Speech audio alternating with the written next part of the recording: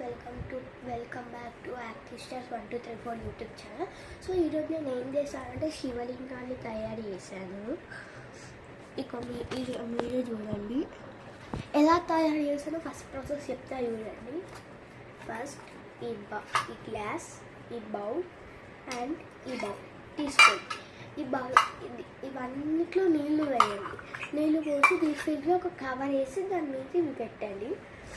తర్వాత ఒక 1 డే తర్వాత తీయండి బయటకి. 1 డే తర్వాత బయటకు తీసి మొత్తం ఐస్ అయిపోతుంది. ఆ ఐస్ని ఉంటుంది కదా, ఫస్ట్ ఒక పెద్ద ప్లేట్ తీసుకోండి. తర్వాత దానిలో వాటర్ వేయండి. తర్వాత ఇలా అంటూ అవి లూజ్ చేయండి. లూజ్ అయ్యాక ఫస్ట్ ఈ బౌల్ ఇలా పెట్టండి. ఐస్ని ఇలా పెట్టండి. తర్వాత ఇది ఇలా పెట్టండి ఐస్ని. తర్వాత ఇది ఇలా పెట్టండి ఐస్ని.